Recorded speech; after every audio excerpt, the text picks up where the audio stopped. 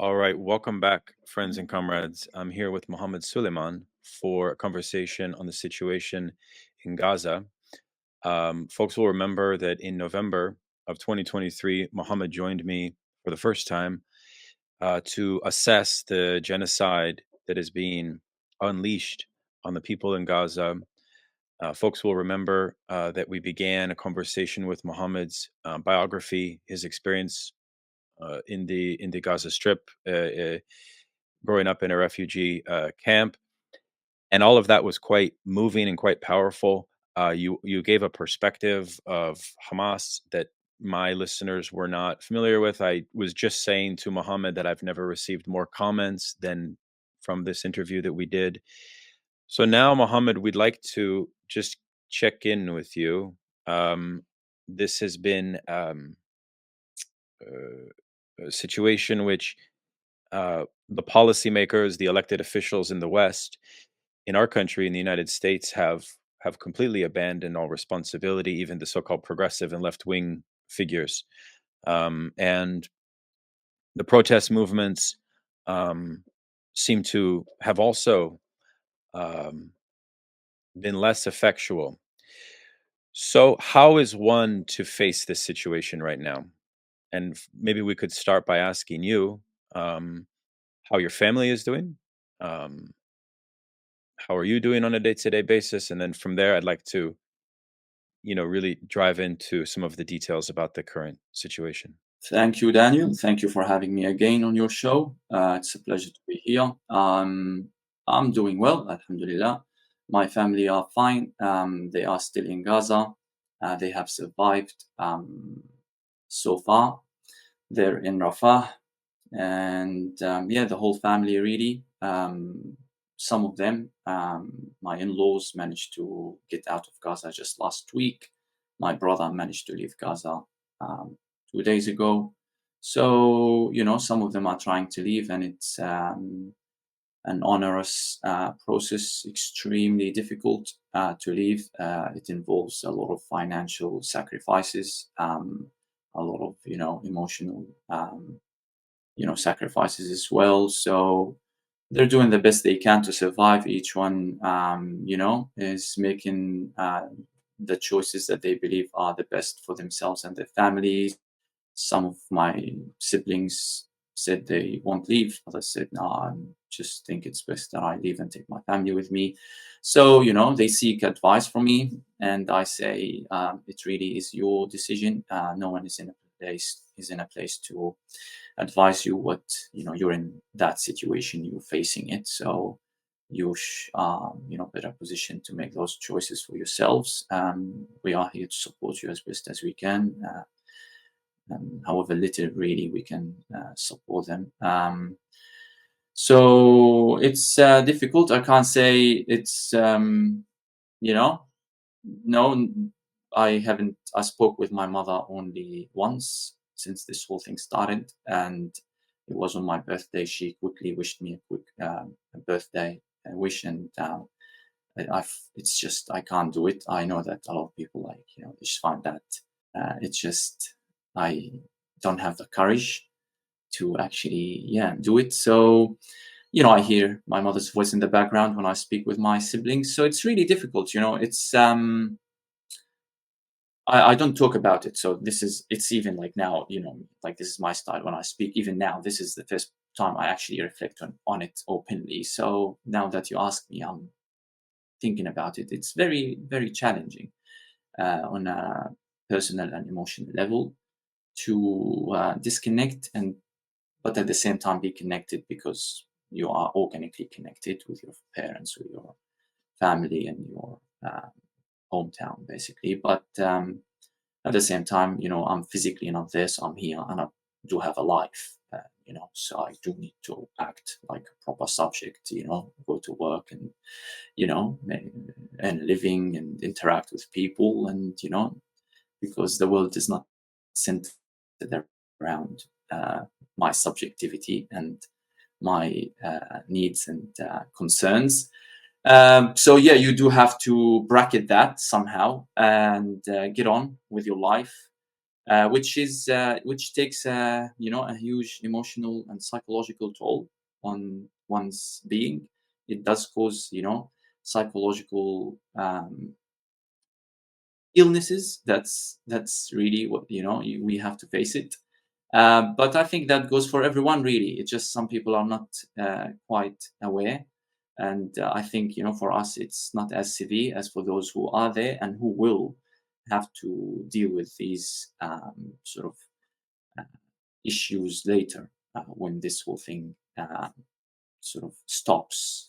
That's when all of this kicks in. I have, like I said, lived through what is now comparatively minor episodes of genocide. And in the situation, you don't have time to reflect and understand what you're going through because you're busy surviving and just avoiding bombs and worrying. And then when this stops, this is I had these conversations with my friends, my close friends from Gaza, who are now around the world in Canada, Sweden, and we ruminate about our experiences and how all of the psychological trauma and the damage kicks in when all this ceases, when the bombing and the bloodshed ceases. This is when the real challenge for survival actually happens. So it's difficult, and we are doing the best we can because we have to be strong for our people. Yes. Well, it is certainly true that whenever I pick up my phone and I look at YouTube, the application YouTube, every morning I go to Al Jazeera to check in. And I will confess that some mornings it's too I'd rather just go on a run or, watch something more lighthearted or which means not I mean this is minor, this is nothing, but there is some kind of global connectivity that is happening. And I think that moreover, for people of Middle East backgrounds in the diaspora, whether you be Lebanese, whether you be Palestinian, whether you be Egyptian diaspora in the West, this is a generation defining event without question. And I want to ask you about the politicization that is happening right now. We touched on this last time we spoke. Um, as I mentioned, the protest movements have been impressive in their size, in their regularity, in the unity that they've been able to put forward. We saw the election of George Galloway, which was very interesting because if you travel up north of London, which I have done, some of those cities have 30, 40, almost 50% Muslims. And I don't know enough about George Galloway, Mr. Galloway, to make a judgment on him as his character, but I respect, without question, his solidarity with the Palestinian cause, and it is refreshing. And it is slightly funny that he made fun of Rishi Sunak, who was not elected democratically, but he was. So that's a hopeful sign. But there's been many unhopeful signs. We saw Ilhan Omar, and we saw Alexandria Ocasio-Cortez throw the Palestinians under the bus to an extent, right? So people's uh, political dignity, their political character, their political wherewithal, their stamina to keep up with this issue is starting to reveal itself at multiple levels. And we have immense exhaustion setting in, immense exhaustion from the standpoint of the spectator. Okay, this is not to say I can't speak. Of course, who am I to speak about the people in Gaza? But perhaps we could. I do want to talk about the politicization, but perhaps before we get to that, that's just one thought that I have. But before we get to that, I want to sort of honor the murder of your teacher, Refaat Alareer, who became a voice and an icon of this particular genocide, of this particular conflict. Can you talk about his memory? Can you talk about what he stood for? I think this is in the spirit of my program, which is about ideas and literature and philosophy and political thought. And he was a great reader of Shakespeare and of the classics. And he trained, I don't know how many people did he teach? Thousands, maybe. Perhaps I wanted to invite you to say something about his memory and his legacy, if you would. To speak about Refaat anytime. So, yes, he was my teacher, my first university professor in English literature when I joined the Islamic University of Gaza in 2007. I originally enrolled in the medicine program. I wanted to study medicine. I lasted a couple of weeks. I switched programs. I joined engineering. I lasted another couple of weeks. I switched programs and I did literature. I walked into the classroom and there was Mr. Refaat standing before the students. And that's it. I knew that was my destiny to be, a student of literature, to read literature and philosophy and history. I knew that, the humanities was my calling. So he was an inspiration to me and to my classmates. We were a particularly outstanding cohort of students, graduates of 2011 English department. Yes, Rifat was honestly big brother. He wasn't significantly older than the rest of us. He just come back from the UK, having finished his master's degree in comparative literature at UCL, University College London, where he was trained also at the hands of, world-renowned professors, like including the translator of Edward Said's Orientalism into Arabic. Forgot his name, but and he would tell us those stories, and he excelled. He came back. He was, energetic, passionate. It's an understatement really to describe him in those terms. You really needed to have interacted with Rafat to understand what kind of human being he was. A truly universal human being, a universal subject who wanted to universalize Gaza. He wanted to sort of reach international audiences, and that was basically his project. That's what he invested in throughout his life, his time, his money. He invested in creating a generation of Palestinians who could use the word as a weapon, who could fight back. And he taught us about, the empire strikes back, about writing back. That's the inspiration behind the title of his first edited book, which is a collection of fictional writing by young students, young writers from Gaza. Gaza Writes Back. He taught us everything really I myself know about, post-colonialism and decolonial thought. Came to know and study later on, 10 years later in my PhD, the things I researched, the books I read in philosophy and history, most of it, I could see the traces of Refat's teaching in those books. When I learned about, for example, I read the history of the Jew and the Arab, and I read the philosophy of religion and the representation of the other. I always have those flashes back to conversations and to snippets from Rifat's classes. So he was a prophetic figure for me. It's really hard to do justice to his legacy. I think Israel very well understood the threat that he represented. I mean, there should be no shred of doubt about the fact that he was deliberately murdered, assassinated.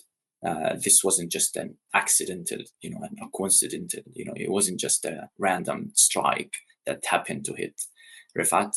He was threatened numerous times on social media, of course, by a bunch, of people, but he was threatened officially by the Israeli army.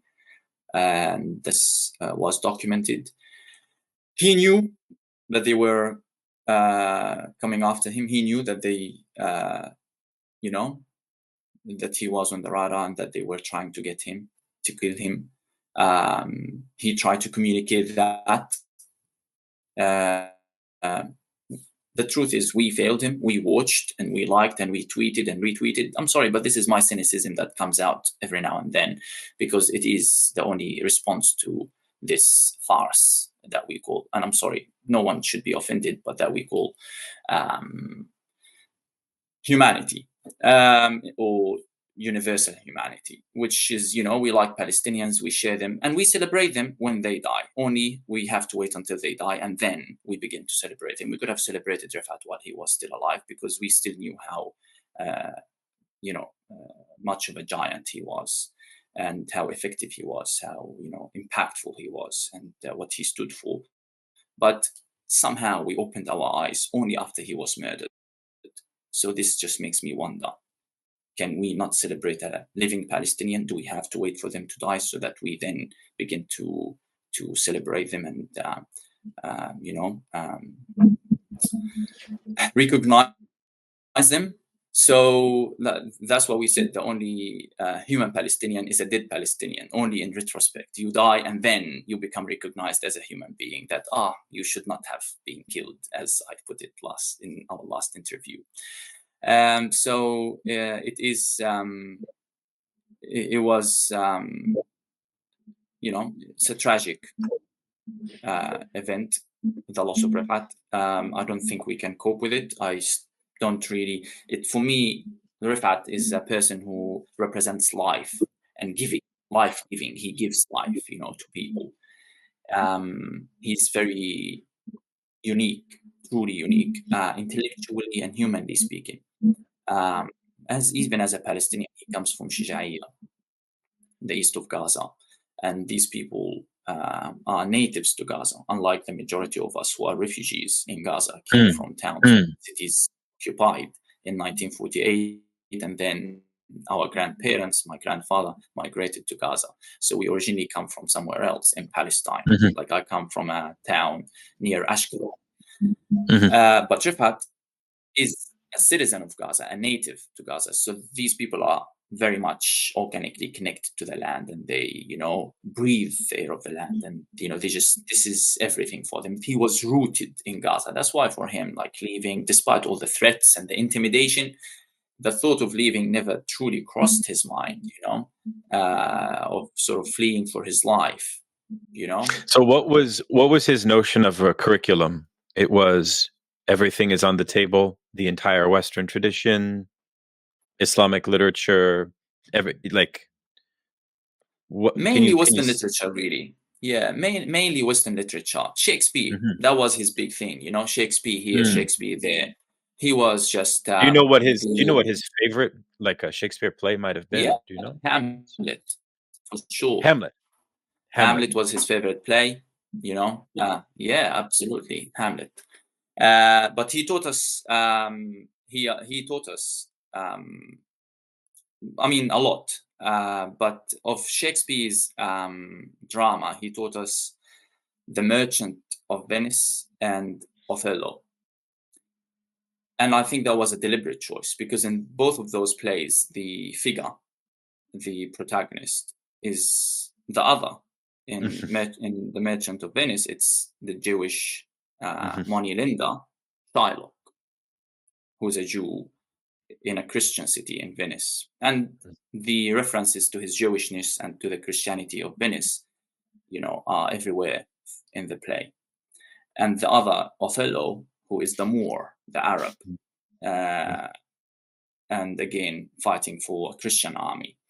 So he chose those plays, and for him, it was all about the representation of the other, and how to read and understand the West through Shakespeare, how to understand Western literature and Western civilization, and the position of the other in relation to the West.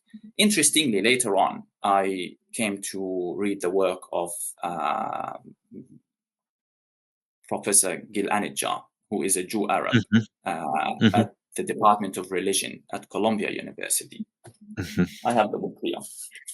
Now, this book, there is a whole chapter in this book about the representation of the other.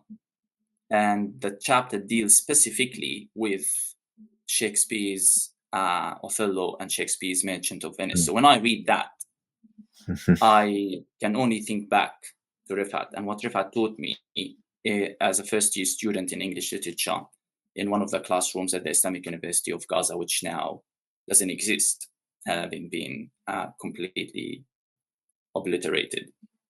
So this is Refaat, like the depth and the scope of his thinking is really beyond measure. He understood a lot of things that he probably himself couldn't articulate, but he could sense and he could understand, and he followed his instinct when he taught. He was really, I wouldn't say that he was strict. He was serious in the classroom. There was no messing around, but he was honestly one of the funniest people I ever met in my life. He was an amusing person, very entertaining, always cracking jokes, always, taking things lightly, never taking anything to heart. And this is something that came across in his tweets on social media, which sometimes got him in trouble, how he responded to some things, and the, notorious tweet. And I was like, oh, Refaat, come on now, you gotta, hold back your witticism. He was very witty. So this is what really got them upset, that there was this kind of human being that, just truly and simply human, and able to connect with everyone around the world just through his mere humanity and his mere figure, and of course for him, like I said, language was everything. He taught us language because he knew that we were a self-driven cohort, and we were there not just because we wanted to get a job or a certificate. He understood that and he felt that in us. So he sensed that in us, and he sort of cultivated this, how to simply be fighters, how to become fighters with using the word, using language.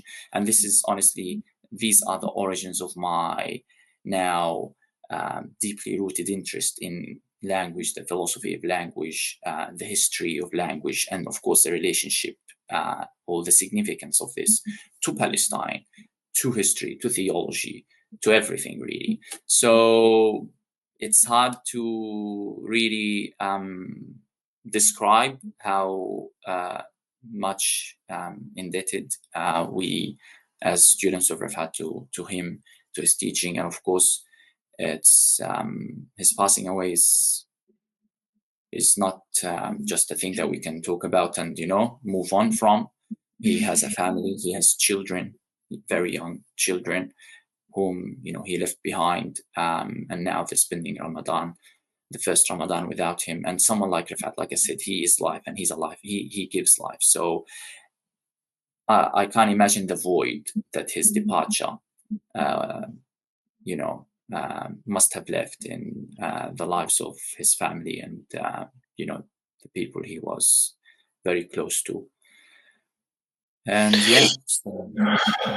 thank you for that. That's the poem that he wrote, in which all of these Hollywood actors are frequently reciting, is certainly a powerful one. And it is worth mentioning the level, I think, if you could comment on this briefly, perhaps, of education that Gazans are drawn to. And I wanted to ask you what the role of education is in the Gazan culture for Palestinians more broadly. You mentioned something in a moment ago regarding education as a tool for the struggle. Do most Gazans see it that way? And how is education experienced? Is it sort of competitive? Is it seen as a way, like what are the ends of education in for young people in Gaza? Again, it's really hard to describe this, because you're asking me something like, for us, it's like food. Like, how important is food? This is, I will really have to answer that question in this way. This is how much, it's a need. It's not a luxury. It's not a privilege. It's a need. We need education, and it's given. Like, it's not a choice that I choose to be educated or not. For people in Gaza, education is a need. It goes with food and water. There is education too. There's no illiterate people in Gaza. I mean, when I say that, I mean hardly any illiterate people.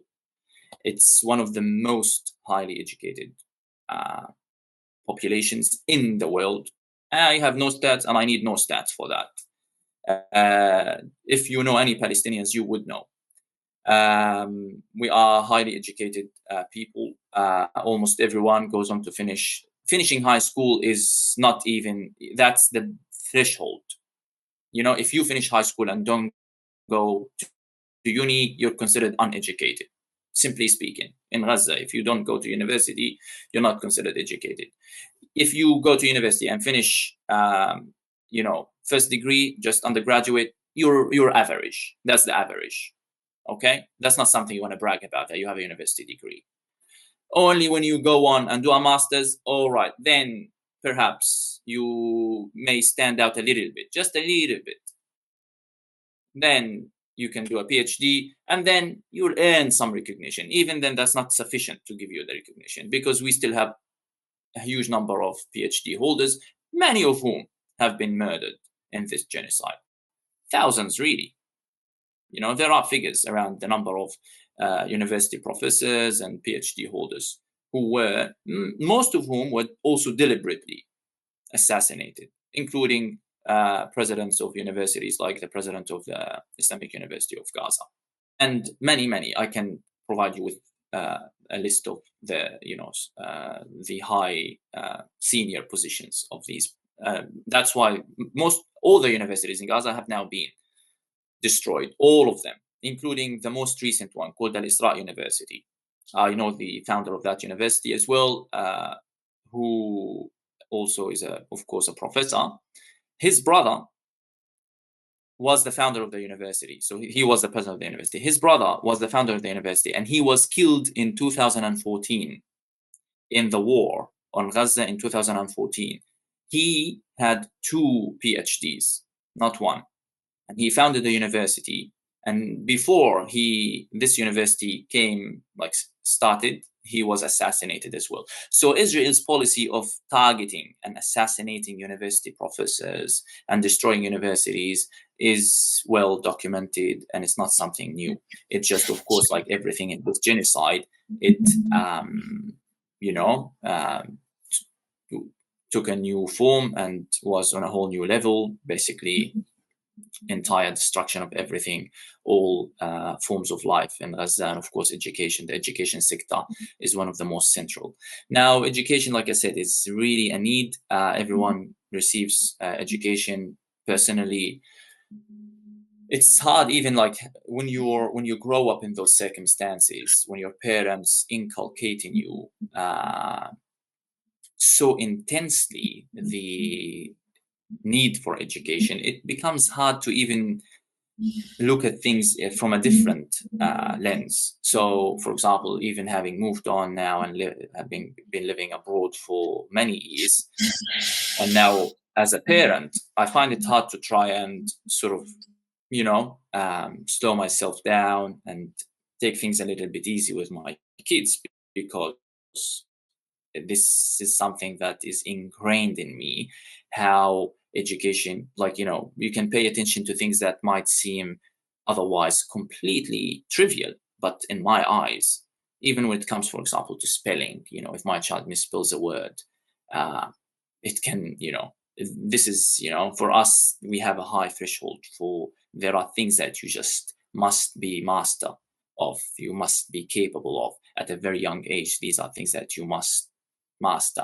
and this is how you can actually ensure that you have a future, you have a life. That's why everybody pursues education in Gaza, and it's, like I said, it's a given. Almost everyone goes to university and graduates, and even when they don't get a job. These trends are more significant in Gaza, say, than in other parts of the occupied territories as well. Is that what you're saying? Maybe. It is. It's actually the case across Palestine, but in Gaza it is different. Everything in Gaza is different. Everything, not just education. In particular, Gaza sort of, helps, it epitomizes Palestine, So if this, when it comes to education is best expressed the education level of Palestinians is best expressed in Gaza. Just like, resistance. There is resistance everywhere in Palestine, but its clearest expression is in Gaza. So Gaza is always a concentration, the first front line of defense against occupation and against the erasure of Palestinian history and identity. Yeah, let's move to that topic.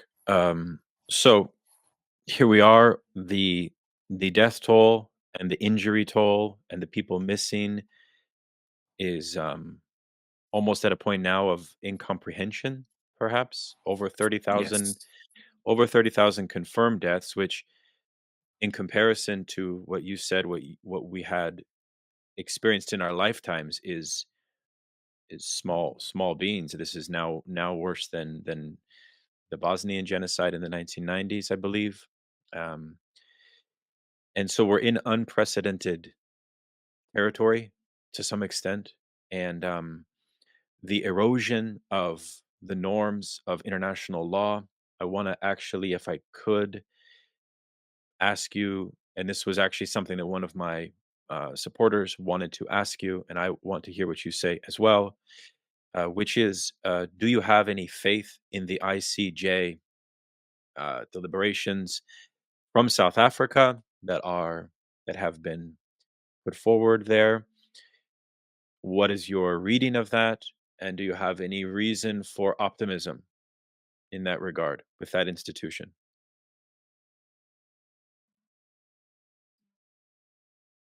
Thank you. Thank you for asking this question. Yes. Do I have any faith? The answer is no. I do not have any faith in any international institutions. Again, we talked about this in the first interview. We talked about the idea behind the international system, international law, human rights institutions, and how all of this is just ideological. This is the ideological apparatus simply of the colonial system. This is a colonial system that hides behind the mask of universality, of internationalism. So all of these are mere institutions that exist in order to legitimate the colonial system and simply,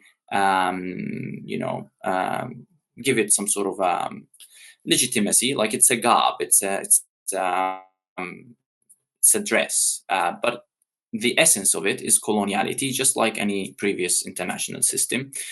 Of course, it was established after the Holocaust, the never again motto.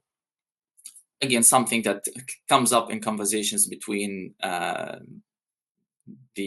I don't know if I should be too formal and say the US President Biden, or just say Biden, and Netanyahu, when they converse, and then Netanyahu takes a jab at Biden and say, you killed, you sort of carpet bombed Germany, so don't you dare and tell us not to kill Palestinians in the way we do, because you have done the same, you did the same before. And then Biden responded that that's why we established the United Nations.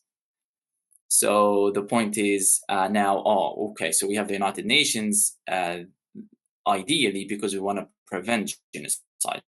But the question really now, this is ideally, we need to stop, because this is like people who say, well, there is no God because it's an ideal. All right. These conversations, by the way, are inseparable from each other, because there is the ideal of humanity and there is the ideal of God, right? And I do think that this is how we should talk about this. Now, when people talk about this internationalism and humanity, it's an ideal. They believe in it, but there is no empirical evidence for it, because since the establishment of the United Nations, we have, how many genocides have we had? How many wars? How many? And of course, we need to ask where these wars were waged. The vast majority of these wars were waged in what we call the Middle East, which is not a name, by the way. There is no such thing called the Middle East. This Middle East must have a name, because that's not a name. So what is the name? Now that's a different conversation. But we need to name this region rather than call it the Middle East. Middle of what? East of what? So what is the name of this region? There's Europe, there's America, there's Africa. What is this region called? Because it's not Asia, it's Middle East. So Most of these wars were waged in the Middle East: Iraq, Afghanistan, Yemen, Syria, Palestine. Right? So even when those wars weren't waged in the Middle East, and of course when they were not wars, they were like the Arab revolutions, and these were also bloody events and civil wars. For example, Syria and Libya, and in Syria it turned into a genocide, and in Libya, of course, NATO involvement, and of course the killing of tens of thousands of people. Even when they were not in the Middle East, there were wars of genocide, for example, in Burma and Myanmar involving Muslims. There were wars of genocide or genocides in China involving Uyghur Muslims. So there is something common about the people who are systematically targeted since the establishment of the United Nations as an international system, right? This new world order, the international world order. And most of these victims happen to be unprotected subjects, and they're Muslims. In Bosnia as well, even when there was a genocide in Europe, right? I can only think of the war in Bosnia and now the war in Ukraine. That's only two wars that I can think of since the establishment of this. Rwanda. I guess Rwanda. And in Rwanda, yeah, Rwanda, exactly. Of course, but that also, is related to what is known as the Hamite thesis, which is also a theological take on that genocide. Again, a different conversation, but focusing on Bosnia, again, Muslims. So this international system was based. The question is who are the beneficiaries of this international system, and how international is the international system, and how universal are universal human rights? Because when we say international law, well, how applicable is international law? So when we talk about not the ICJ, talk about the ICC, which figures have been prosecuted at the ICC, the International Criminal Court. Why is it that people like George Bush, these are simple questions, who waged illegal wars in Iraq, now simply are, why are they whitewashed and simply normalized and brought back into mainstream television, hosted on mainstream shows like, Ellen shows and stuff like that? Even though there are war criminals and mass murderers, this is something for people who support Palestine. These are questions specifically for these people who support Palestinians and say Netanyahu is a war criminal. We agree, but isn't Bush as well war criminal? Tony Blair, right? He committed. Was the driving force, the driving figure behind the war in Iraq as well. Why are these people free? Why is it that there's no pressure to, for example, prosecute them at international criminal courts, international courts? So clearly, that system is designed to punish certain figures, like Gaddafi, or Gaddafi was killed, but his son, or others like Milosevic of Bosnia, or Mugabe of Zimbabwe, Africans, non-white people. So how international? This is a question we need to think more seriously about, rather than just take it for granted that yes, it is international because it calls itself international, and rather than believe that there is universal humanity and this is how it's embodied in those systems. We actually need to, rather than believe in the ideal of it, look for the evidence. Is there evidence that there is universal humanity that accommodates everyone? Now, for example, I recently came across this headline that humanity triumphed. Why? Because there was a delay for a few hours in the Oscar. I think there was an Oscar thing going on, right, lately, Oscar events and awards, and protesters managed to delay the event, cause some disruptions. And people go and comment on that as humanity triumphed. So I only wonder, what humanity do they have in mind?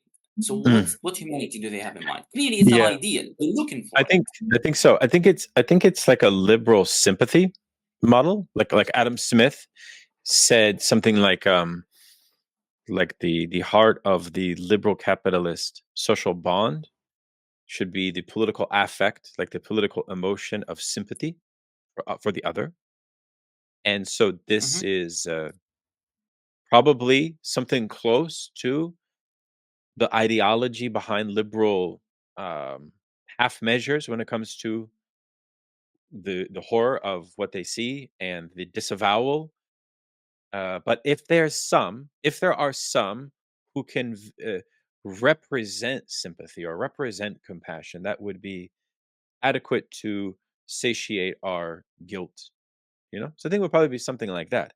But what I also heard you say was at the heart of the genocides that we've seen in the modern period post World War II, there is a latent theological, ideological justification that comes from things like the Old Testament, which possess uh, injunctions for the annihilation of a whole people, such as Netanyahu's invocation of Amalek. Amalek is an Old Testament concept, which actually in Africa, there were Christians that invoked Amalek in Joseph's war. Okay, Coney, yeah, he used the same language as Netanyahu, which is an Old Testament theological justification for extermination. Okay, now I don't think that they have that in Islamic theology.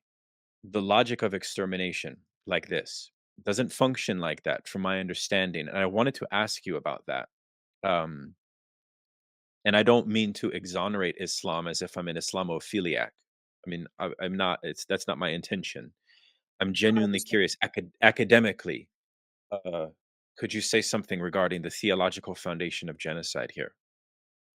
This is a really complex conversation. So if we, yeah, I mean, we can talk about Islamic history and Islamic theology as compared to Jewish theology, but really, Jewish theology is not completely separate from Islamic theology itself, especially when you understand the Arab roots of Jewish theology and that Jewish theology itself, is originated in of course, the language of the Jewish Bible of the Torah is Hebrew, but and the language of the Quran is Arabic, and both of these are Semitic languages. The languages of the Semite people, the Semitic people, Semites. So when we talk about the Old Testament, or more accurately the Torah, the Jewish Bible, we need to be careful not to actually make a blanket judgment about the Jewish Bible as a whole, and also understand that these are particular interpretations of the Jewish Bible, that are also infused by other theologies and other histories, mainly coming from Europe. The truth is that they mostly come from Europe. Hence, for example, you refer to the Old Testament, right, rather than to the Jewish Bible directly, which is not the same, but more or less, but not really identical. So I think what I'm trying to say is that it's difficult to sort of generalize and say that the Jewish Bible says this and that, right? But it's easy to always find justifications for present day practices in the holy books. So, for example, that's what Zionism does, right? That's what Zionist Jews do, is that they look for justifications for the murderous policies in the Jewish Bible in order to legitimate them. But most of these are completely illogical. So, for example, when they call the Palestinians, Amalek, or generally speaking, like the idea that they're Canaanites, right?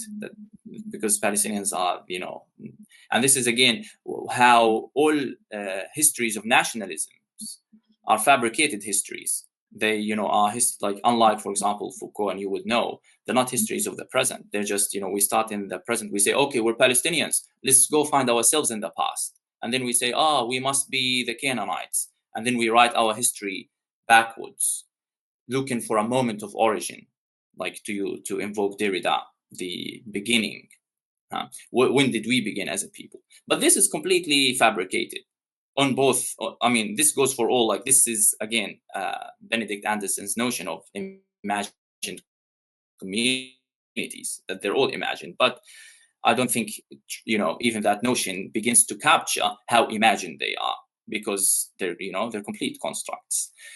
Because really, can you pinpoint the origins of Palestinians, and as opposed to the origins, because Palestine, or what we call Palestinians, even there is now growing body of literature about the invention of Palestine, which is a relatively recent invention. Like the idea that these people began to be called Palestinians, this is quite recent, relatively recent. That's why I do think that the language of nationalism and liberalism more generally, the Westphalian, liberal Westphalia, which we try and universalize and apply it to the Middle East. This is hence why Middle East, because it's just a group of nation states. We lump them together and call them the Middle East, but they don't have a universal name.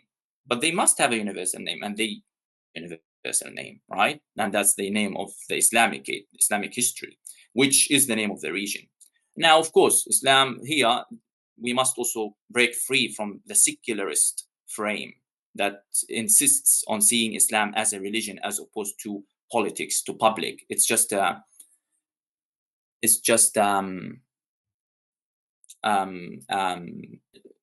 religion, as in faith, as in private, and this is the secular frame that also comes from Europe, and that is distinctive to European history, and particularly to the Protestant Christianity, starting with the Reformation and post-Reformation period.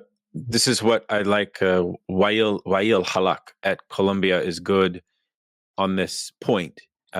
Even though he is an Islamic specialist of a Christian background, I think he makes a lot of very salient points in his work, The Impossible State. But and the other main works. historian of religion, however, is Talal Asad.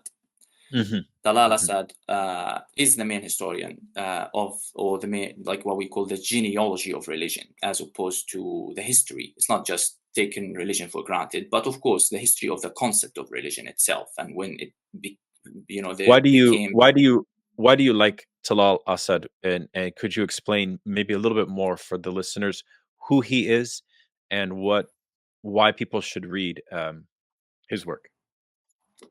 Okay, firstly, on a personal, Talal Asad personally is the son of Mohammed Asad.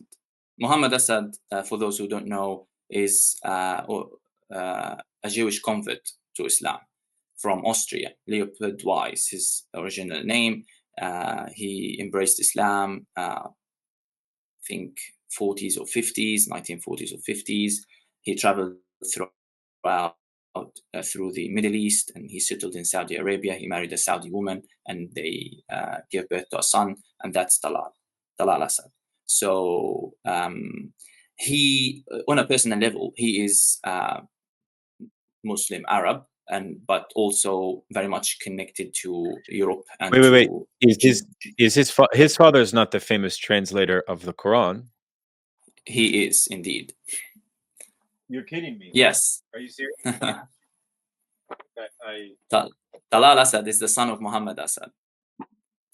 Yes, that's it. This one. Yes, the message of the Quran is the translation, and of course his famous book is The Road to Mecca. It's an incredible book. Yeah. Oh my goodness. Yes. So that's I had forgotten that. That is an amazing connection. Thank you for that. Absolutely.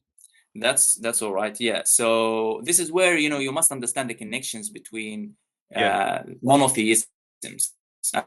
And this is what I always try and flag, like the monotheistic origins of this conflict and of the history of humanity. The only way, this is where people need to break free from secularism, as Christianity, i.e. European Christianity, i.e. Christian Europe. This idea of Europe, which is the sort of what we call now, the universalism. if you dig deeper into all of these notions, ultimately, our ideas of human rights and the human subject, and they're all anchored in liberal secular notions of human rights, which originate from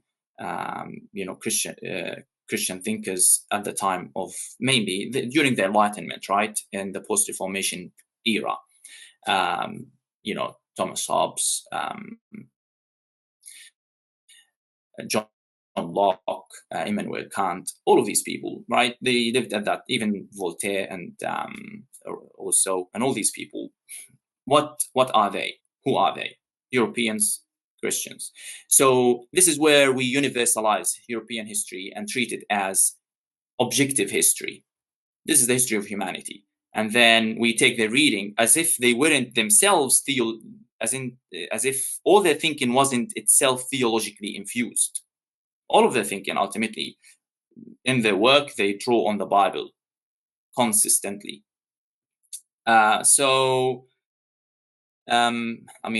Ultimately, this culminates in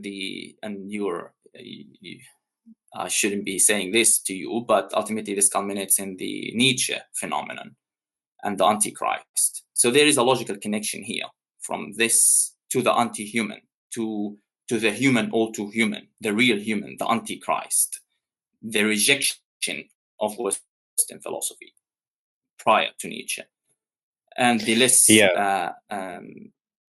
well-known figure Kierkegaard. Go on. So what you're saying is interesting. You're saying, let me summarize, and then you can respond. What I hear you saying is that Islam is not permitted to express a comprehensive political and cultural mode of life. Number one. Number two, intellectual life within Muslim polities, within Muslim cultural spaces, are always tethered to a religious anchor, whereas in the West, all of these thinkers can be detethered from the religious anchor, supposedly. But you're saying, well, are they? That's another question. But let us suppose that Islamic intellectuals in history are not anchored to the Quran and the Sunnah of the Prophet and all of the, like, this is a stereotype that I think is important, because it's very few. I mean, I know this firsthand. Very, very few highly educated people in the West have an understanding of uh, they might, after 9/11, know something about Islam, but they don't know anything about the Islamicate, or Islamic cultural production, or the history of the genealogy of thought and ideas and science and philosophy that comes from Islamic contexts. They don't know anything about that. It's worth knowing about. You know, this it's really. I mean, I don't want to ask you like a silly sort of passive aggressive question, but I guess I'm asking you to sort of say, is my summary kind of correct? And could you speak more to this question about what Talal Assad opens in his work, perhaps, on this issue? Of course. Yes, it is a correct, roughly correct summary, because it's hard, because you had to revert back to the language of politics and religion and show that, I'm saying we need to reject this separation, even conceptually speaking, that there is a religion out there and that is separate from politics. And in Islam, these two things are inseparable. I'm not even saying that. I'm saying the very conceptual distinction, which is an a priori distinction. So we already presupposed it. And then we said in Islam, it doesn't exist. And that's a problem, because that's how Orientalists, for example, try and discredit Islam and sort of demonize Islam by saying, Islam doesn't acknowledge the separation between religion and politics. Well, the very distinction conceptually between these as autonomous spheres is a European Christian distinction that has no universal basis. And of course, it's not always the case in Christian philosophy and European philosophy that there is this separation. Now, that's why when I talk about Islamic theology and Islamic history, I'm not just referring to, again, and this is something I noticed that you had a tendency to do, is that when we speak about politics, you focus on the empirical, administrative, organizational facets of a society. And I try and deal with more fundamental issues. So I'm more interested in history. So, for example, when I say that ultimately this is a question of universal history, can Islam therefore have a claim to universal history, to the history of humanity? Or does the history of humanity, the universal human, have to be narrated only through a secular frame, i.e., a European Western frame? And this is where, for example, I said, it's a monotheistic history. So when we speak about Islam here, we're also talking about Christianity prior to Islam and Judaism as, the first monotheistic religion. And this is where we see the connections between these languages. And we talk about Semites. And this is, if we need to understand Zionism and understand what's going on in Palestine, I do believe that we need to engage with these questions more rigorously. The questions of, ultimately, like I was saying, that Palestinians are considered descendants of the Canaanites, so the sons of Canaan, who's the son of Ham. And in the Torah, for example, they're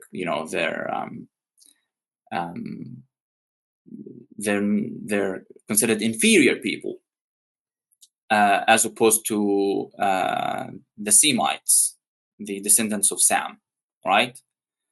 But there is a contradiction here, because Palestinians are Arabs too, and they're Muslims, and they speak Arabic, and their holy book is the Quran, and they fight as Muslims, right?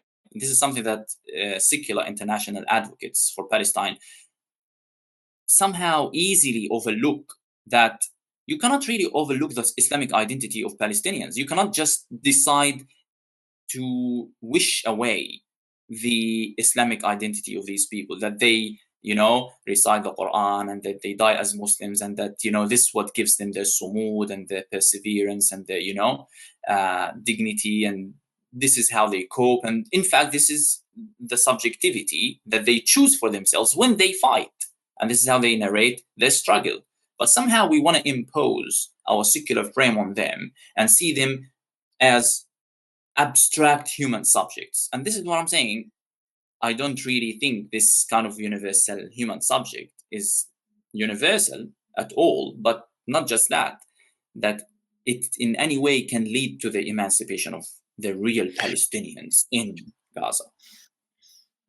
Yes, I mean, yeah, no, this is huge. I mean, in the crusading period, the Christians referred to the Muslims as Saracens, which is an interesting term, which refers to empty of Sarah, which was actually an underhanded dig at the position of Hajar in the Islamic lineage, who was the, I guess you could say, concubine between Abraham and Sarah, right? Who gave birth to the lineage of Muslims, right? And So she's the wife. it's a wife, just like Sarah. I mean, in Islamic, this is in Islam in the as Islamic well. teaching, and other versions, she's treated as a concubine of Sarah, but she was the one who gave birth. And that's a side point. My point is that in the imagination of the West, Islam has never had the rapport or the inclusion or the harmonious status. It's always been otherized. And this is hundreds of years of otherization. And I'm not exaggerating when I say that. And I think that the Gaza conflict, as we witness it, right, is further confirmation of this hundreds of years of otherization. Okay. And so I want to ask you, perhaps more practically, like, what are we to do regarding this fact? One thing that would be smart would be to acknowledge it, and to also acknowledge that the strategies of Muslims in the West and their allies have not worked.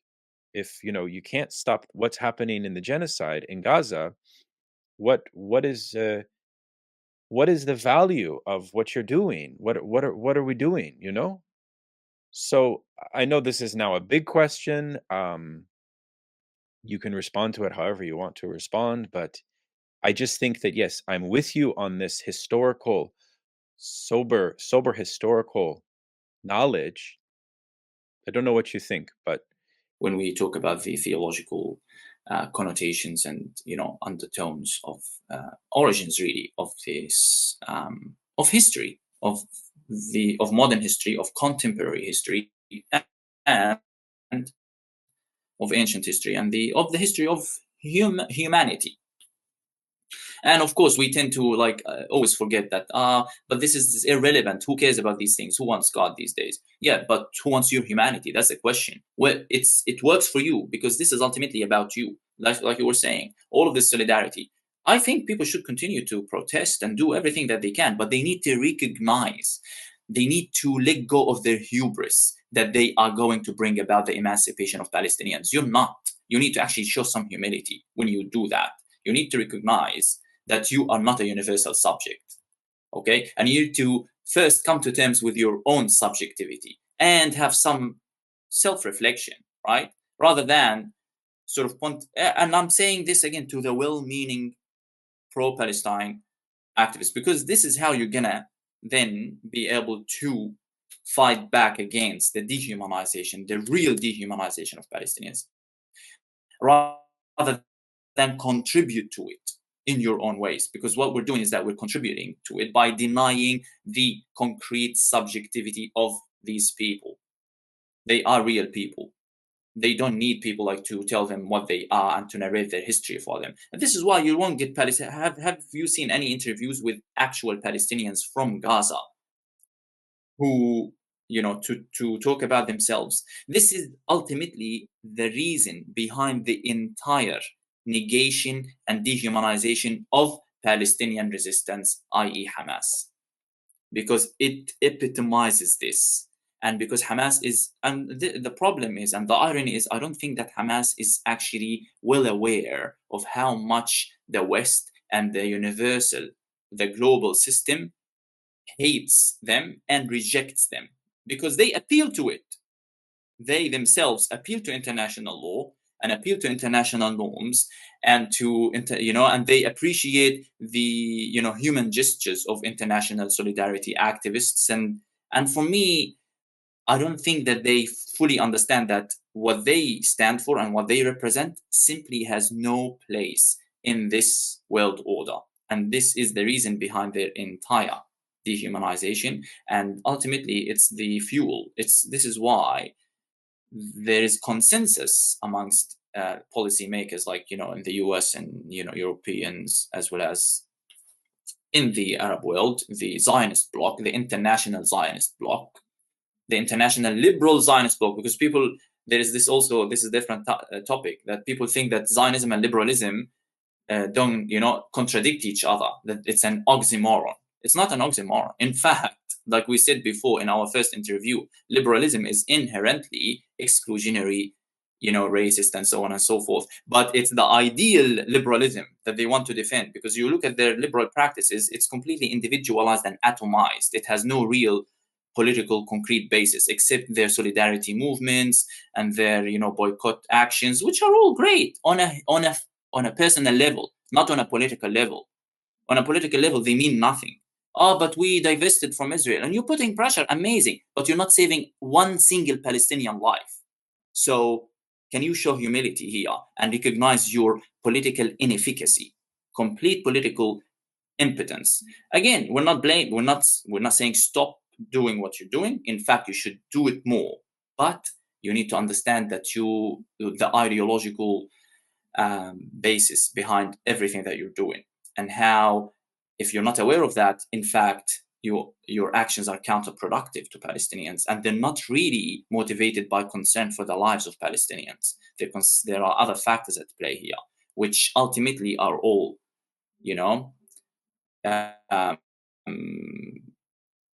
ultimately, just like everything in the world today, individualistic and selfish, and self-driven. Like, it's about one's guilt and ego and all of that.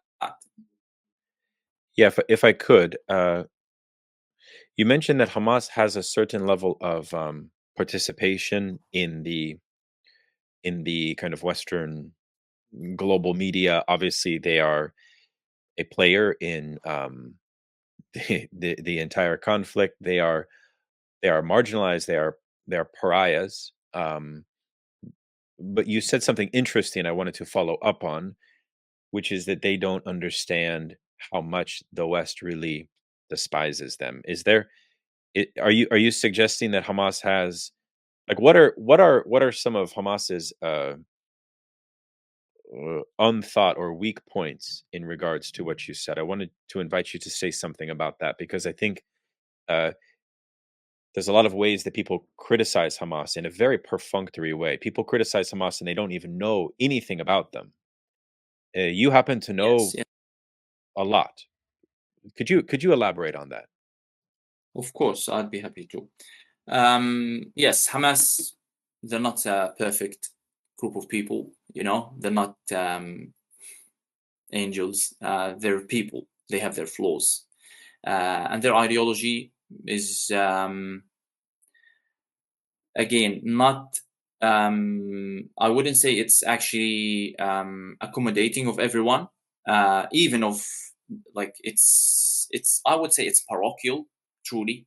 It is parochial, it is narrow, and it is, like, yeah, like I said, grew up with them. I learned their literature. I socialized with them, never really joined them, never had interest, just never really thought that they provided, satisfactory answers to a lot of questions. But they have shown maturity, over the years. They have, grown and all that, particularly in diplomacy. Because they, especially after the Arab Spring, they had to centralize themselves as relevant regional actors, as responsible actors. They have shown awareness of international norms and laws and all of that. Now, despite all the deliberate demonization, which is, again, we know is just nothing surprising really coming from Western commentators, mainly conservative, but also liberal, because anything that mixes religion with politics is bad. If the key word for our first interview was liberalism, the key word for this interview should be secularism. So, and that how that seeps through all the discourses of the West around Palestine and around Palestinians, both conservative and so-called progressive. But Hamas, yeah, they have their flaws. There's a lot of them, actually, particularly when it comes to their ideology, and because ultimately they're a branch of, what is known as political Islam, which again takes the nation state model as a universal template, and works within the constraints of this template. But it's aware that it's also fighting a liberation battle that must transcend those national boundaries. So they have this also appeal to Islamic history, to transnational solidarity, particularly in the Arab and Muslim worlds, but also more internationally. And that's specifically over the last few years, where human rights have increasingly suffused the discourse and the consciousness. They've become more and more aware of the human rights discourse, and they've started actually adopting it. And I noticed this in most of their speeches, how they make appeals and references to international law, international human rights norms, international institutions, and they refer to United Nations conventions and resolutions, which again I think is part of their growth and move towards reconciliation within the Arab regime, within the Arab world, sorry, because now there is pressure on them as well to reconcile with the Fatah leadership, with the PLO, because also if they're going to be embraced and accommodated within the Palestine Liberation Organization, they need to sort of adopt this discourse. And I think that's Is part that of their is that what's is that happening? And that was actually a big question that my some followers of our first episode wanted to ask you. I'm happy that you mentioned that. We can ask it now, which is the question of secularism and the flexibility or the lack of flexibility on behalf of Hamas after this is over. We pray that it ends as soon as possible. But you see, like, what what might you speculate regarding that possibility, about, because you said there's pressure. Could you say more about that? Yeah, it's a question now of who's going to take over in Gaza after this is over, which is now they realize that Hamas is always going to be a major player in the aftermath of this, because there's just no, Hamas is not going anywhere, and Hamas is not just a political party. It has its roots in the people, right, in the history, because Hamas again appeals to the Quran, to the Islamic knowledge, and this is what people do. So if you're going to if you pray, ultimately this is what Netanyahu actually was proposing, and he was like, citing the Nazi analogy, that they're going to denazify, for example, Germany. That's what they did, and he wants to sort of ensure not only that they defeat Hamas, but that Hamas doesn't sort of rise again. And that's by sort of creating an overarching structure in which everything is policed in terms of mosques, education. He talked about the curriculum and how they're going to change the curriculum, how they're going to police sort of mosques and things like that. So ultimately, they're trying to really re-engineer and rebuild the entirety of the social fabric in Gaza, so that it doesn't lead to the resurgence of Hamas after, hypothetically, Hamas is defeated.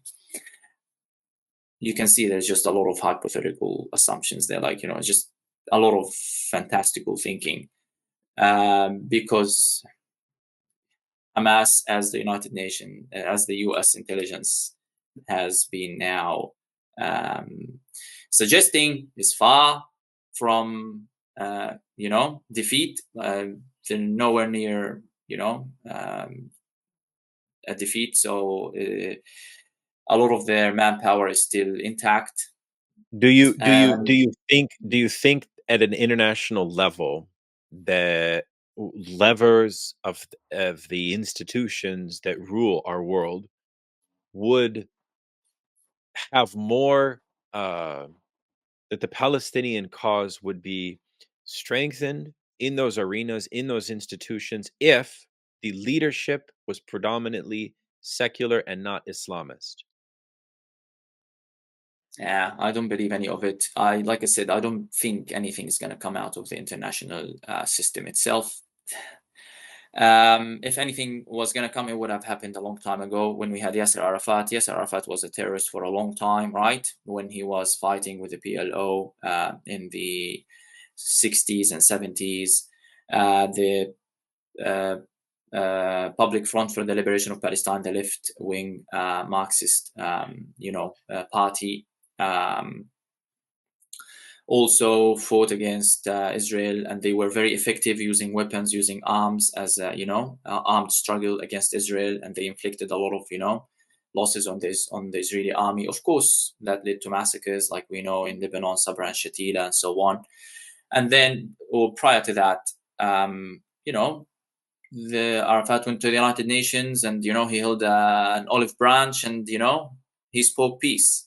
فلا تسقطوا هذا الغصن الأخضر من يدي. Do not let the olive branch fall out of my hand. He said, I've come to you holding an olive branch in one hand and a gun in the other hand. Do not let the olive branch fall out of my hand, as in, do not force me to pursue the path of armed resistance. And so we did show just towards peace. Of course, ultimately, we after the massacres, after the exile of the Palestinian leadership and the Oslo Accords, that was what more could Palestinians do to sort of show goodwill before the international community. Now we're speaking about the international community, about the system as it practically exists and what it can actually provide for Palestinians. So that was, I think, the climax of Palestinian normalization with it, because now you have Palestinian leaders going to the United Nations, shaking hands with Israeli leaders. And nowadays you have Mahmoud Abbas, in the West Bank. So if anything was going to happen, it would have happened a long time ago. Now, after the genocide, I think it's a question of, ultimately, it's all, and I said that in the first interview, and I said it repeatedly, it's about Hamas. What's going to determine everything is Hamas. The future and the fate of Gaza is linked with the fate of Hamas as a movement.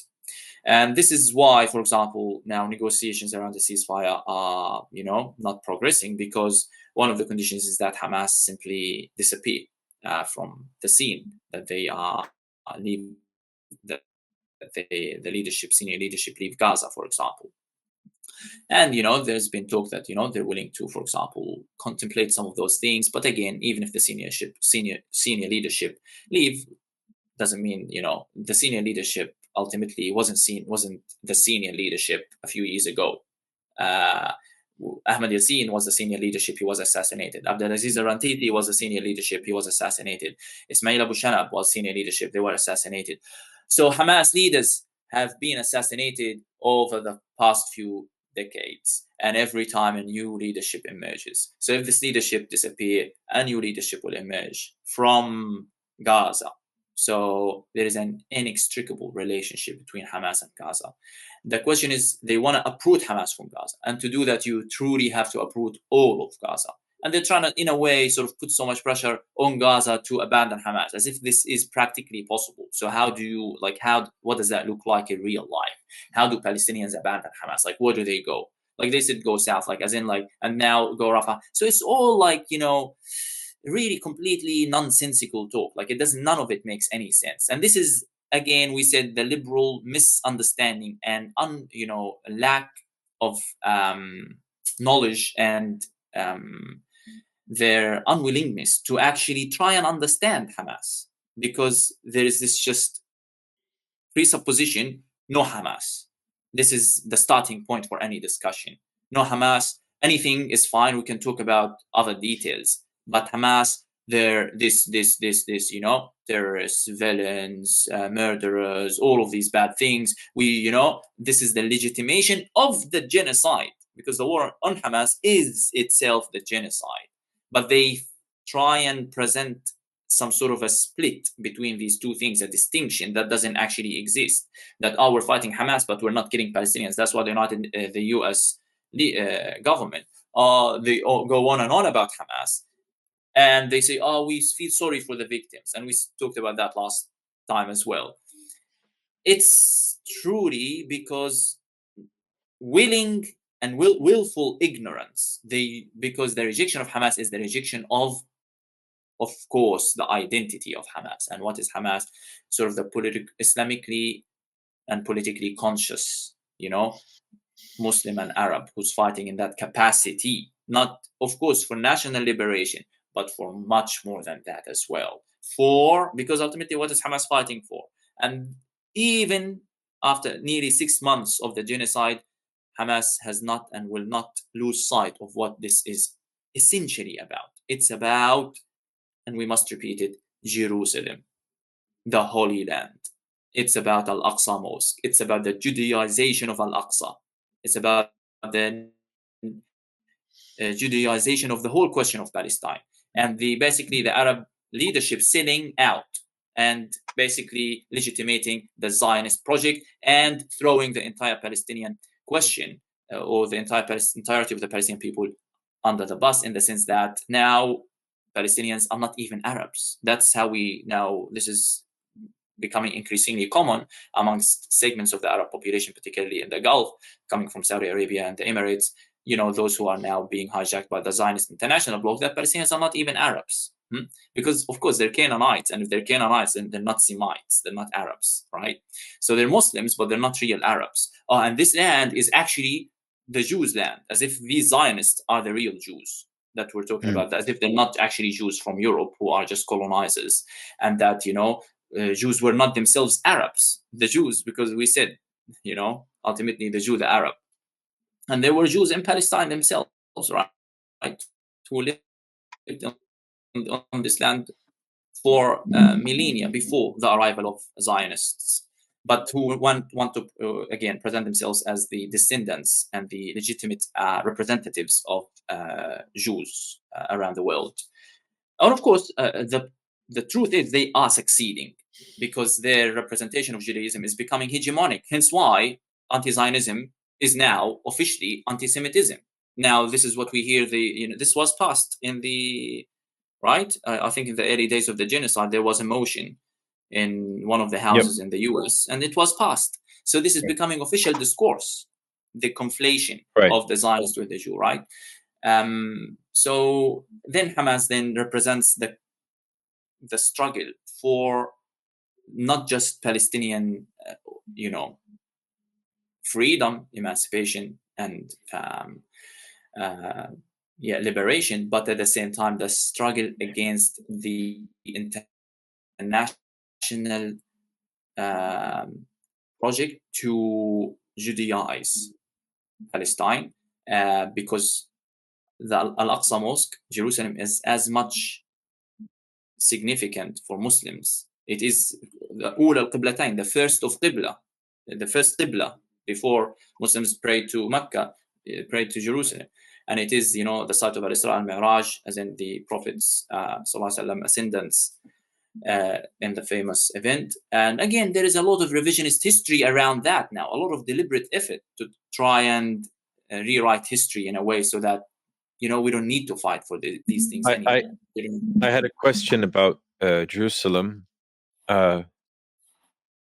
Why do you think that for other Muslim nation states, not Palestine, but other Muslim majority groups, do they not possess a politicization or an activation or even an alarm over the status of Jerusalem? Because it's not just a Palestinian issue, right? It's a heart of the Ummah, or one would think. So we touched on this the first time. It has to do with post-Arab Spring, depoliticization. It has to do with the repression of politics that have an Islamic veneer or Islamic expression. So it's a paradox, because we seem to be at the lowest point for the mobilization of politics in the name of Islamic objectives at this moment. And I wonder if you see it that way. And I wonder if you think that the effects of this tragedy, how they might play out in the wider arena of the politicization of Muslims. If you could speak to that broadly, if you have any thoughts. Of course. Now, I agree. Before the genocide, yes, things were at their lowest point in terms of the politicization of Muslims, and both Arabs and non-Arabs. But even then, the connection to Palestine, and particularly to Palestine, for example, like I said, Muslims were killed in Syria on a greater scale that they are being killed. And this is something I was going to actually open up with when you mentioned the figures.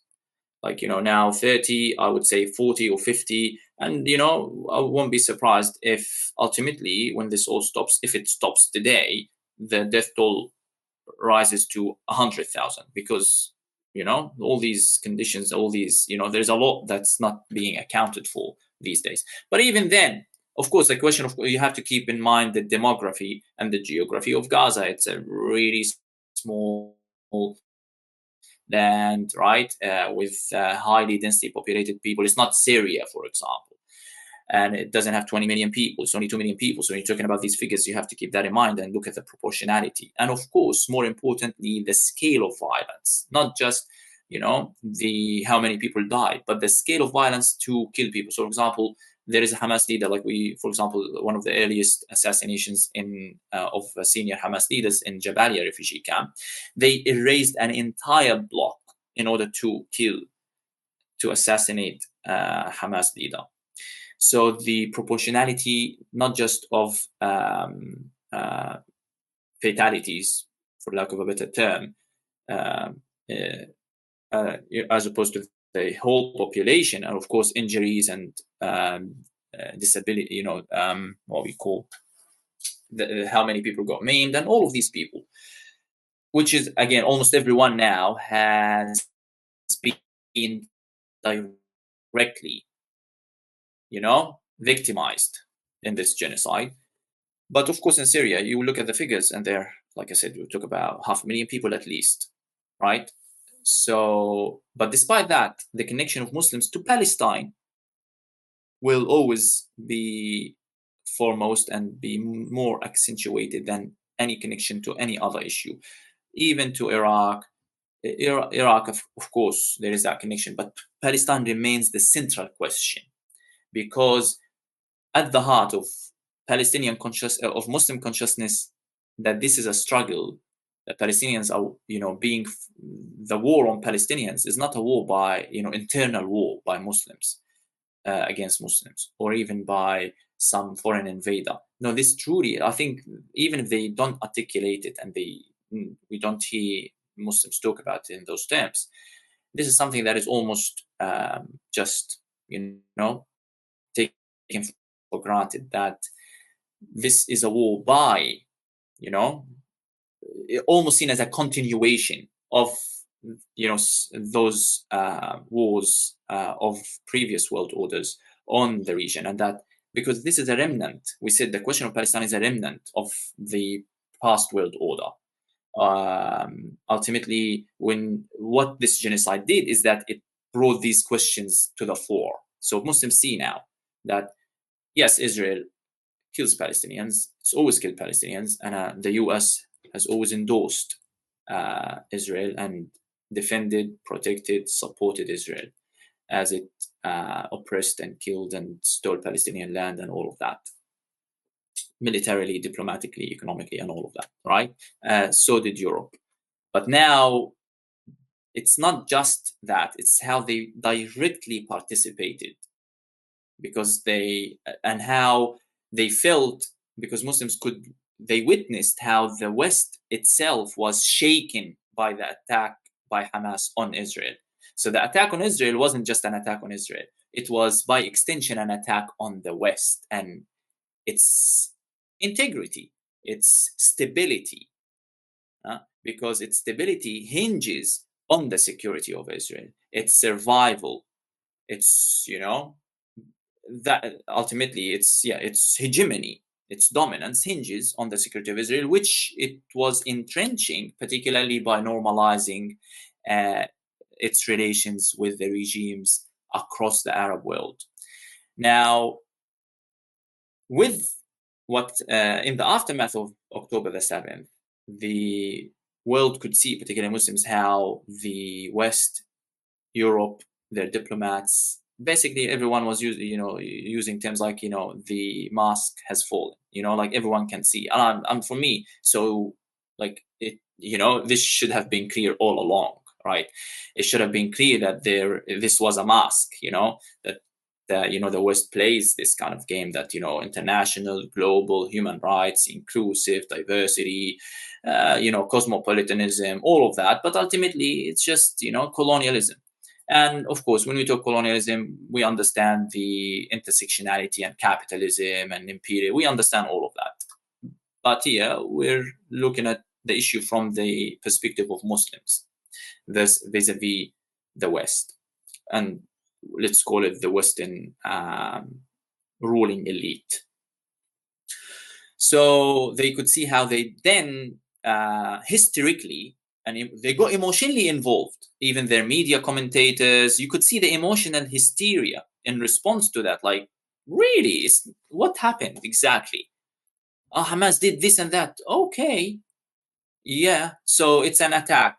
I mean, there has been a war. So you think the war just started? This war, has been going on all these years. Haven't you been looking? So what changed now? Oh, it's Hamas, that they're now the ones who are actually threatening, because normally it's Israel. Israel is the threat to Palestinian life, and now Hamas actually has posed a real, tangible threat to the lives and to the security of Israelis. So they got emotionally and historically involved. The response is just, there was no more rationality, no more logic. This is where like people are like, what's going on? Like even people who were distanced and a little bit neutral, now they had to take sides. They were like, this doesn't make any sense. Like, like there's something wrong with our media. There's something wrong with our leadership. Like, yes, maybe Hamas did some, bad things, is what Israel is doing, or what Hamas did or could ever do, pales in comparison, can never, ever be compared to what Israel is doing. In fact, Hamas has a moral justification to wage a war, self-defensive war, and Israel has no justification whatsoever to even be on that land. Now, so the world could see that, and they could see how the West had simply jump to the rescue and be involved militarily, diplomatically, like they sent like the weapons shipments. Of course, their discourse had to change because this came at a huge cost to the West, which is the ideological fantasy of universality. They lost that. And I'm really surprised, like how the Western leadership, they needed to be a little bit more calculated. Like even if I was like myself a Westerner, I would be like a little bit more calculated, because you may win this war militarily, but you've lost the ideological war. You've lost your universal legitimacy. There is no recovering from that. And this is where I'm coming back to the answer, the first question, the main question, which is, yes, it was at its lowest point, but now after the genocide, this political consciousness has now arisen, and it's now so strong, as strong as it could be. Like people, even in Muslim countries, uh, who live under oppression and who are being intimidated by the police states, by the authoritarian states that they are forced to live under, which are of course backed by the West and by Arab autocratic regimes in the Gulf. But they even if they don't protest, because they probably understand the futility of these protests, because they did protest and then ultimately really nothing is going to change. But the sentiment is very much alive, and they understand, they feel their own impotence, and they understand that truly it's Palestinians that are leading the struggle, and that the only free people in the region are the Palestinians, are the ones who appear to be the most deprived of freedom and who are being massacred en masse. But they are the ones who, are leading. They're at the forefront. And of course, that it's not by choice. No, I'm not saying that Palestinians choose to be at the forefront. A lot of them don't want to be there. They just want to even have, a normal life like anybody else. But now, in more generic terms, in historic terms, they are leading the struggle. They are at the forefront of the struggle against Western colonialism and imperialism. I mean, for me, it's striking because everybody I know that is political, they are so like in psychoanalysis, they have this concept that when you have like a trauma to the body, a collective body, it takes years for the spasmodic acting out to appear. So, for example, what was the spark that lit the Arab Spring, right? The trauma that started that was probably years before, but some little thing triggers it. So, Lord only knows what's going to happen in the future. But what we do know is that we have a generation of young people that are changed forever and who will never forget this. That's for sure. So I was wondering if you've put much thought to that. I don't mean to like skywrite the future. I'm not saying that, but I'm just simply saying the prospects of how you see people in your life moving away from maybe trusting institutions in the same way that they did, or perhaps I don't know. Like, are there certain lines of politicization that may be appearing that could be positive for the future. I know that you've been thinking a lot about how politics might look in Islamic contexts. Perhaps you might have some thoughts regarding this. Yes, yes, I do think, and this is something that's already happening. Again, this might not relate to everyone, and I understand that, right? Like I said, we live in a secular world, but I do think that the most potent expression of politics is the return to God. And I do think that what Gaza has done to a lot of people is that made people reconsider the question of God and the question of theology. And this is where, like, here, just to make this more relatable to Western audiences, we can only draw on Western thinkers and Christian thinkers, from Thomas Hobbes to all the way to the Hobbes of the 20th century, Carl Schmitt, and his major work, Political Theology, that all politics and all modern notions of politics are originally theological notions and theological concepts. So even the concept of sovereignty, for example, right, and the autonomy of the human subject, for example, and the sovereignty of the state. So all of these are theological notions, right? But ultimately, they're political notions. So I think the politicization that we're going to see increasingly is, the reconsideration of the question of God in life. And like I'm saying, one of the things that Gaza has done in the Arab world is that it awakened this political consciousness of being Muslim and what it means to be Muslim, and it did the same for many non-Muslims. Significant number of non-Muslims, this kind of political consciousness has been sparked, particularly through their witnessing of the way of being of these Muslims, Palestinians, yes, but Muslims. And by the way, when I keep saying Muslims, a lot of people will say, yeah, but now you're overlooking like these Christians in Gaza. I'm not overlooking these people. Even when I say Muslims, like for me, it's, they're probably, they're an integral part of the fabric of society, right? So that there is like 2,000 Christians in Gaza doesn't make it sort of less accurate to say that Gaza is Muslim. I don't even need to say predominantly Muslim,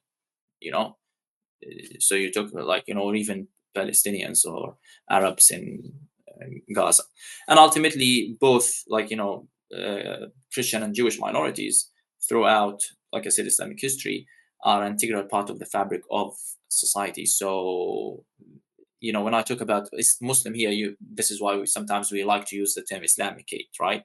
To refer to all those who lived within the domains or territories of the Muslim empire, be they Muslim or Christian or Jews. So we talk about the Islamic case. So that term as a universal term encompasses those minorities as well. But the universality of the name, the universality of the region acquires or is acquired through reference to Islam. But again, here to talk about the politicization, I think this is where we're going to witness this politicization, in that people are going to be questioning a lot of the norms and values that they have inherited from this seemingly inclusive, because it's diverse and inclusive. That's how it promotes itself. But how diverse and inclusive can you be, within your own sort of state or country, when you're waging wars of genocide and obliteration against other people overseas? And this has been happening. Now we understand that this has been a pattern. It's not a one-off isolated incident. Gaza is not that. Gaza is almost a culmination of all these wars. And there is a thread that runs through all these wars ultimately. So these people will be questioning, particularly the younger people, will be questioning, because that's all they know. They know diversity. They know, what do we call it? Multiculturalism. But now they will understand that it's not enough to call yourself multicultural. It's not enough to sort of simply tolerate, someone else's beliefs to call yourself multicultural. It's not just a question of tolerance, because again, that already presupposes that you despise their beliefs, but you're just gonna put up with them. And ultimately, they can see that there is a disconnect between the ideology and the practice, right? Between the ideal and the real. So this is where people are going to start questioning a lot of these values that they inherit around, like I said, around what is a human being, right? What do I live for? what is, like ultimately we're saying, just be a law-abiding citizen. People would be questioning the source of the law, because that's the question of sovereignty, right? In the world we live in national sovereignty, people conflate the legal with the moral. Because it's legal, it must be moral, right? Especially, the common person. They say it's legal, so there's nothing wrong with it. But it's not okay. Even if it's legal, it's not okay, right? Or it's illegal, but it's actually, there's nothing wrong with it. So this conflation. So now people will be questioning the source of sovereignty, the source of the law. Who sits in parliament and passes legislation in my name? Is there something you want to? Well, I mean, it strikes me that a lot of people have a naive idea.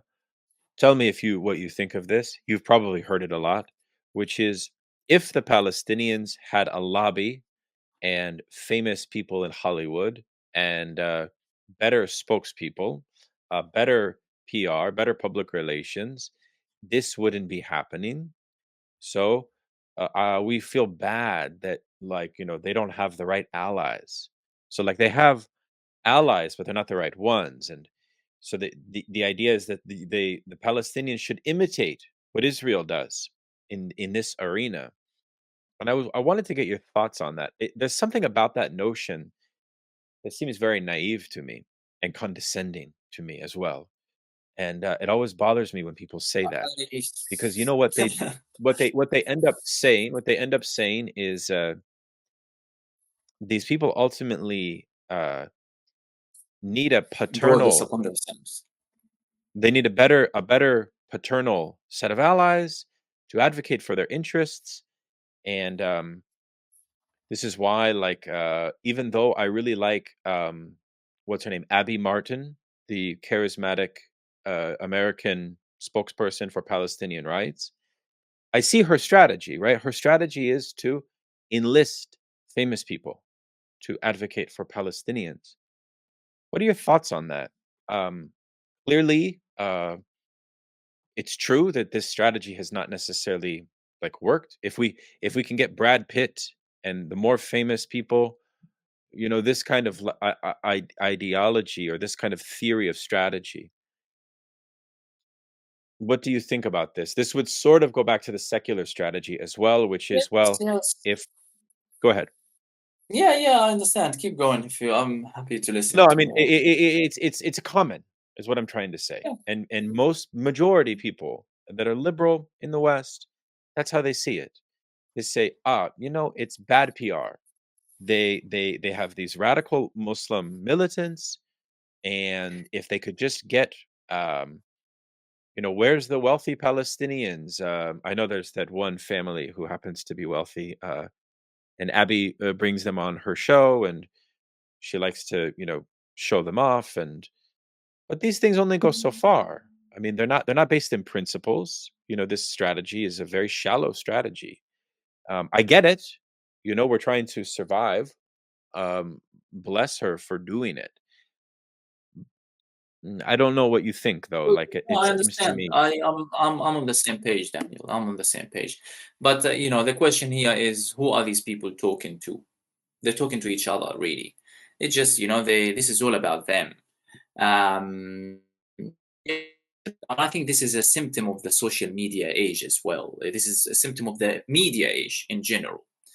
Like I'm saying, are they talking about Palestinian for Palestinians? Are they talking with Palestinians? I mean, who are, like, ultimately, what is this gonna do? Like you were saying, I do think that this is just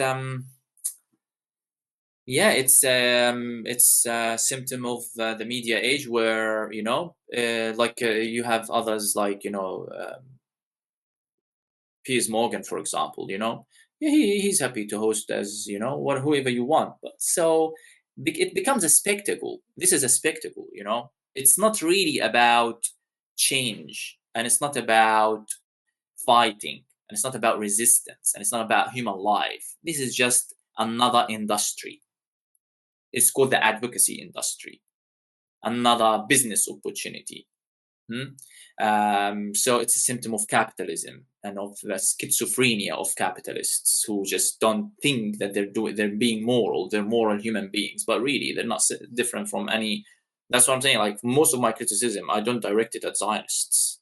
I direct it at people who believe themselves to be morally superior because they speak in the name of Palestinians and for Palestinians, but really what they're doing is just contributing to their dehumanization and to their oppression. So for me, it doesn't change anything because it's just another symptom of the totality of this Western enterprise, the capitalist Western enterprise, which all just self-driven, self-interested, profit-driven. Um, uh, then even morality, or what we should call moralism, becomes an industry. So it's like you want to have a business, but is it an ethical business or an unethical business? So the difference between Zionists and these people then is that the Zionists run an unethical business, unethical enterprise, and these people run an ethical enterprise. But both of them are just business enterprises, profit-driven enterprises. And by the way, it doesn't need to be financially profitable business. It could be just polishing your image and building your reputation, and this is also how these people promote themselves. Like I said, the media age. These people But fight with I media. They think this is about them. It's not about you. It's about real people there. This is where the real fight I is happening.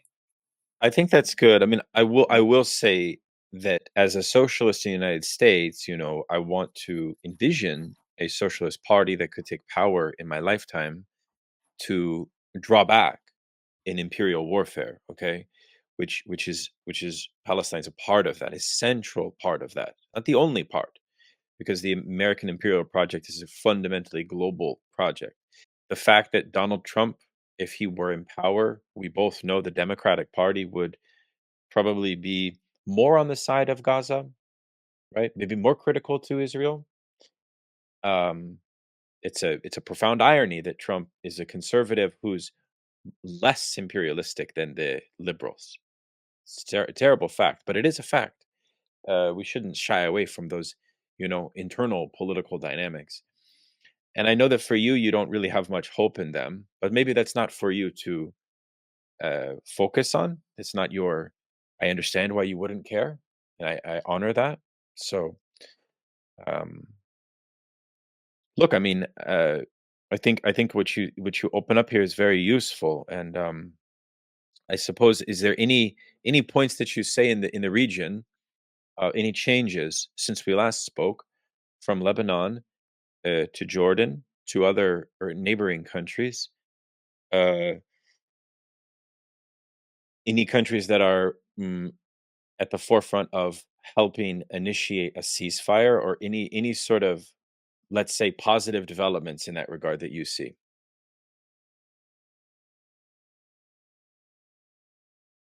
I don't know. It's hard to say, but this must end, right? I don't see how, but I know that it will end. I don't know when. Uh, could be soon. It could be far into the future, because there's just we don't want to, like, we can go into the diplomatic sort of back and forth, like the U.S. and Israel, and how now the U.S., for example, is accused. There was a report published by an Israeli newspaper, Israeli Hayom, that the U.S.'s strategy now is to simply bring about some sort of a regime change in Israel. So what it did for numerous times in Arab countries is now seems the only way out of this, to actually get rid of Netanyahu and bring a new leader, like most likely Benny Gantz. So of course, the problem is that Netanyahu, and this tends to be also overlooked a lot of the time, is a master politician, a truly cunning politician, uh, very manipulative, because he understands American society. He grew up in the US. and he understands Israeli society. In fact, he's a child of the state. Nobody represents Israel as much as Netanyahu does. But the world wants to tell us that Netanyahu is just a mere deviation from Israeli society. They don't understand that, in fact, he is the epitome of Israeli society. He is Israeli society. He is the face of Israeli society. He knows that. That's why he went now. His strategy is to go publicly and challenge the US, challenge the Biden administration, and call them out and say, no, this is what we want. This is what Israelis want. Well, I'm not doing harm. I'm not harming the Israelis because that's what Israelis want me to do. They want me to kill more and more Palestinians. They want me to continue with this war. And it's true. Why do we refuse to acknowledge this? Because we want to refuse to acknowledge the reality of Israeli society. And that this genocide is not a genocide by the government of Israel, but involves all sectors and all aspects of Israeli society, which is a Zionist society, which is a genocidal society. This is the sentiment across the board in Israeli society. They will tell you, oh, but there is protests, in Tel Aviv. These are the liberals. These liberals, they will look for any hope that, there is the left wing. There is left wing in Israel. What happened to the left wing in Israel? The liberals in Israel. They don't know, what these protests, what are they for? They're for the hostages. They're not for because we're killing a lot of is it it's unimaginable. I can't actually think of an example of how an Israeli can actually now go and say, I'm against the killing of Palestinians. Some of them go on social media, and now of course they can't because it's just very it's it's a Zionist police state, simply. It's a military state as well. So it's an all-out war against Palestinians, and the only logic they have is brute force, both within and without. And the only thing that unites them is Hamas. Want to kill Hamas, want to get rid of Hamas. The bad guys, they came and killed us. They brought it upon themselves. Kill them all. The most recent example, and we have had many of those examples, was a rabbi who also issued, a ruling. I don't know what they call it, and that all Palestinian children in Gaza are legitimate targets for killing. This is a rabbi, and that was only 2 days ago. It was all over the news as well. So now there is this. Okay, how is this going to end? Then this is what it comes down to. This is where people like, for example, Carl Schmitt, help us understand politics. The decision that ultimately you can believe in democracy as much as you want, and this is also ties in with the previous question about how is this going to change younger people in the US. That this question of democracy, that you tell me, I have freedom, and that there's representative democracy, and there is law and order, and freedom of expression and tolerance and diversity. Yes, and yeah, it is true. But truly, it's all irrelevant and it's meaningless, because when it comes to the real issues, there is no freedom, there is no democracy, and there is no representation. When there is only democracy and representation as far as it's instrumental to the perpetuation of inequality and to the facade of liberty. So go protest. No worries. You can protest as much as you want, but on one condition: peaceful protest. Right? Peaceful protest. My question is, if you really care, right?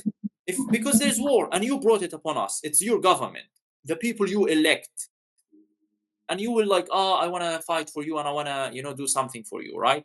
And show solidarity with you. I'm not telling you to go and break the law in your country and get in trouble for me, but I'm showing you that you don't have freedom, and you can't really protest, and you can't help, because you brought this war upon me. This is how you can have your peace. You have peace to the extent that you wage war in my part of the world. So this is a mutually exclusive relationship between peace in Europe and America and war in the so-called Middle East. That's why I'm saying the Middle East.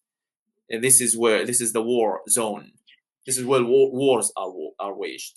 The exportation, all wars have been exported so that people in Europe and in the US and those countries can have their peace.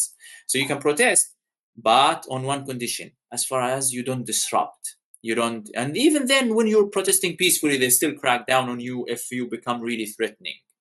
So as far as there is no real threat to their interests, to their power, to their grip on the system, so they have their hold on the system, so they control everything, this ruling elite, and they'll give you as much freedom as you want. It's ultimately, like I said, instrumental, symptomatic. You live this fantasy that I have freedom and I can talk about whatever I want. I can have my sexual liberty. I can have my freedom of religion. I can have my, freedom, fair go. And what fair go anyway? Like, we know the notion of fairness and how unfair. I wanted to So ask you. No, I mean this has been incredible, wide ranging and very penetrating and insightful. I wanted to ask you perhaps a final question, which is, what was your immediate thought and feelings when you saw and learned about the American military young man, Aaron Bushnell, who burned himself in protest, screaming "Free Palestine" as he burned? yes, What it came to your mind? was. Um, for me, like I said, there is humanity. This person is, they. I think I don't believe, this is why I reject the notion of equality, because I don't believe that people are empirically equal as human beings. I do believe that some people are more human than other people. For example, this person is truly more human than other people because their humanity was simply overflowing and they just couldn't cope with it. They couldn't cope with with what they saw, with what they witnessed, and with what they believed to be their involvement in that, and how they had to take part and actually do whatever that was within their means to try and have impact. So for me, the humanity is not exclusive to any people, to any person or group of people or sect or religion or ideology or anything like that. And in fact, this is where it might seem ironic, but I do believe in individualism. But this is the real individualism, the individualism of that kind, not the equality that we're all, the same. And because that's abstract, that's not real. You can believe as much as you want that all people are equal, but in reality, you look around you, it's not true. That all people are equal. Some people always, but they will say, oh, but originally, no, not even originally. What origin? This question of like ideally.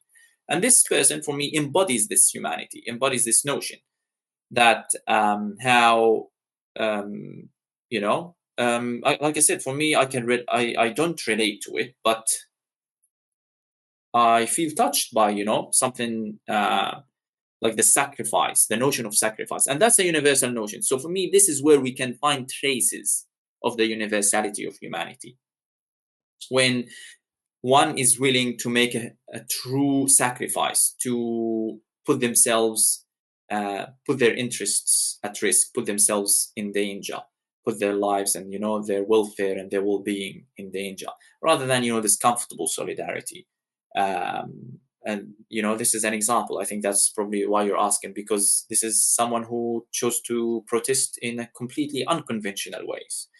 It's easy just to go join a protest and sit and repeat, and it's good, you're taking your time, that's amazing, that's good.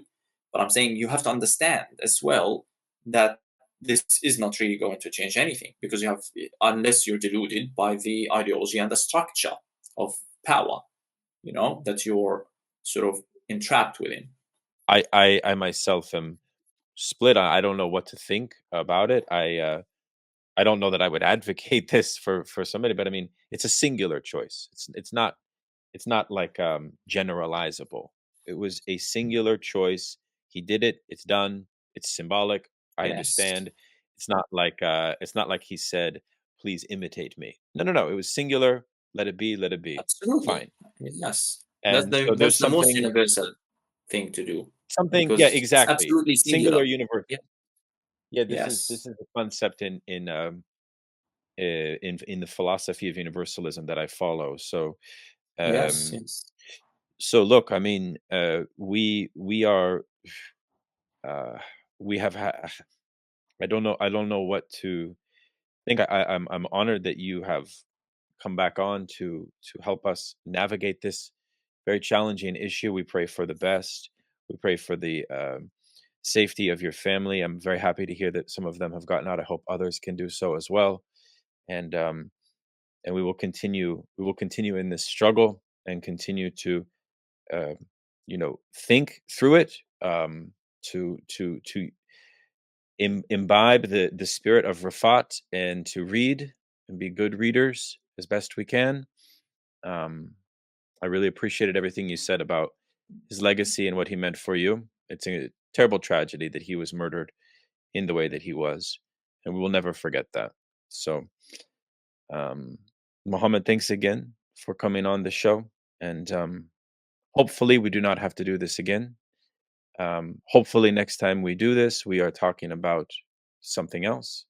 Um, that Sure. is maybe an intellectual world of literature, ideas, political theory, something like that, that we also share in common interest. So, yes, thank you, my friend. Until Thank you, next Danny, time. for having me. Yeah, it's always a pleasure to talk to you. Take care. Thank you.